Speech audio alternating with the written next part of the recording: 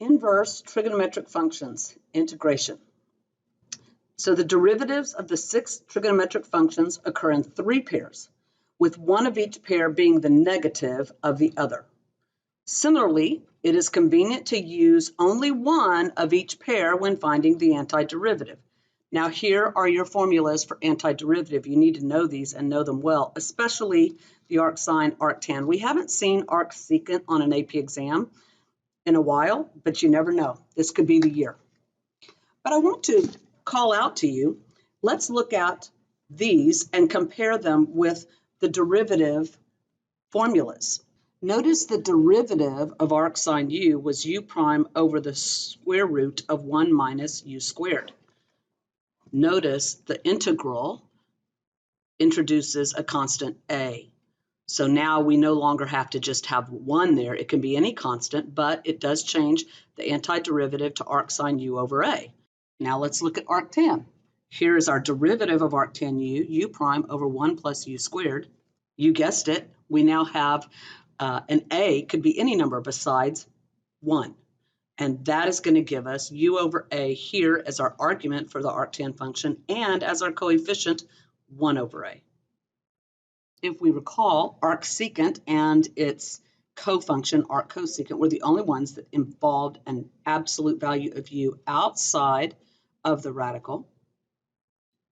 And again, we're no longer limited to a 1. We have an a here. So again, like arcsine, we will have absolute u over a, but we, like arctan, will have a 1 over a. Okay. Also notice the difference between arcsine and arcsecant. Another difference in arcsine, it is the constant squared minus the function squared. In arcsecant, it's the function squared minus the constant squared. Again, with the factor of the function also in front of the square root. The key is to recognize the patterns and get your integrand in the proper pattern. Recall that to create a squared binomial, it may be necessary to complete the square. In other words, we're going to create perfect square trinomials so we can factor them as squared binomials. So here, completing the square, I need a perfect square trinomial. Half of this term is 3, so this needs to be a 9. I can't just arbitrarily add a 1 to it to get my 9. I also have to subtract 1 off in the same step. But this gives me my perfect square trinomial, which factors like this, which is a form of u squared minus a squared.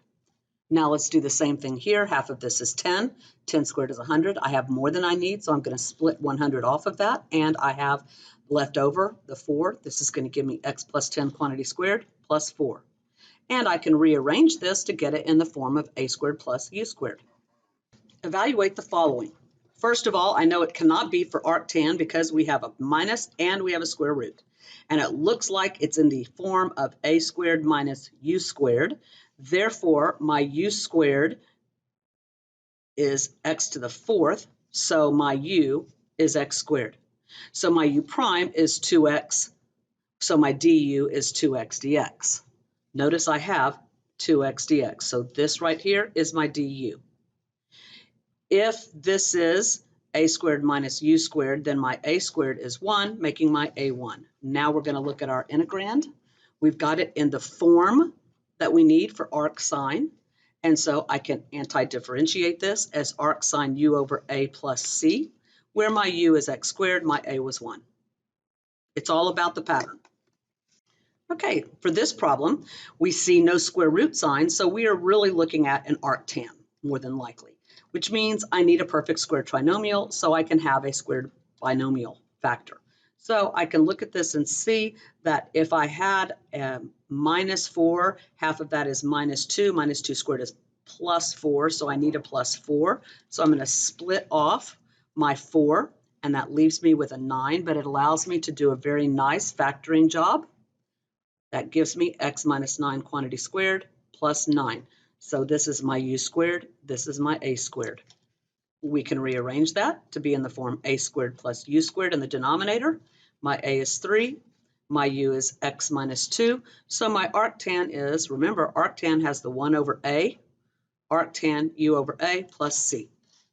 This looks very much like the last one. Again, half of 6 is 3, 3 squared is 9. Split off a term of 9 from that, leaves a term of 4. This is now a perfect square trinomial. Factors to x plus 3, the quantity squared. This is plus 2 squared, so your a is 2, your u is x plus 3, and we have 1/2 arctan x plus 3 over 2 plus c. Find dy dx at 1 pi over 4 if y is arctan x squared minus 2. Wait a minute, dy dx, that was from the last section. Yes, you still have to know everything you've ever learned. Yes, you have to know it. So notice that my u is x squared minus 2, my du is 2x dx, and so dy dx would be 1 over 1 plus u squared times 2x. If we look at our function, we can see that if our u is x squared minus 2 and our du is 2x dx and our a would be 1, since there's no coefficient, it's going to be 1 over a, which is 1. So I have 1 over 1 arctan u over a, so we can see that, yes, this is in fact the derivative of it. But we're going to evaluate it when x is 1. So everywhere that I have an x, I'm going to substitute a 1. So that's going to give me 2 times 1, which is 2. But let's go down here. 1 plus -1, the quantity squared, minus 2, the whole quantity squared. -1 squared is 1. 1 minus 2 is -1 squared, gives me 1 plus 1. So my denominator is 2. So my dy dx is 1. Fun times. Always got to remember the old stuff. All right, this looks like it's got to be in the pattern of arc sine or maybe arc cosine. Why? Because we don't have a plus, so it's not arctan. We don't have a function outside of the radical, so it's not arcsecant. So it's got to be arc sine or arc cosine. So here's my 1, so that makes my a 1 minus x squared, so my u is x. So my du is dx, which means that -1 could come out in front. Now, if we remember, if I left the negative inside, then we actually have arc cosine. Could I have done this without arc cosine? Sure. We would integrate this and make this in the negative of arc sine pattern, and once we've done the evaluation, we will get the same answer. But we recognize this as arc cosine from 0 to 1/2. So arc cosine 1/2 minus arc cosine 0. In other words, the angle whose cosine is 1/2. Let's remember, angle whose cosine is 1/2. That means the x-coordinate is 1/2, which makes the y-coordinate square root of 3 over 2, which makes the angle pi over 3. So that's pi over 3. Arc cosine, the angle whose cosine is 0, that's pi over 2. And I can do the work and get negative pi over 6. Let us remember that the interval for arc cosine is going to be from 0 to pi. This is a positive value, so we know that we are in quadrant 1. Here, if my interval is 0 to pi, that is why we know that the angle is pi over 2, because it's a quadrantal angle. All right, this problem gives itself away because it looks like it's going to be arctan. So a squared would be 1. U squared is x to the 4th, making u x squared.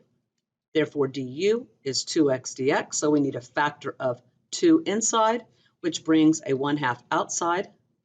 So we can make this adjustment. And since we've gone through the trouble of g of 0 is 0, g of 1 is 1, and these have the same limits this time, it is easy enough to anti-differentiate arctan u, 1/2 arctan u from 0 to 1. So we're going to substitute the 1 minus substitute the 0. The angle whose tangent is 1 is pi over 4. The angle whose tangent is 0 is 0. We have this factor of 1/2 out in front. Let's leave that to the end. So that's 1/2 times pi over 4 is pi over 8. Now we move to something more difficult. Clearly, I still need to get this in the arctan form. So we need to do some serious work in creating a perfect square trinomial. Primarily, we can see that 2 is not a perfect square. So what we first of all need to do is factor a 2 out of the entire denominator. Now to complete this square, half of 2 is 1. 1 squared is 1. So I need to separate this 10 into a 1 and a 9. Remember, this 2 is still out in front. And I would go ahead and move the 1/2 factor in front of the integral.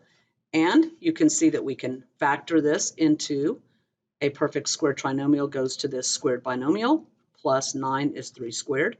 You can see your u is x minus 1, your a is 3, your du is dx, which I have exactly.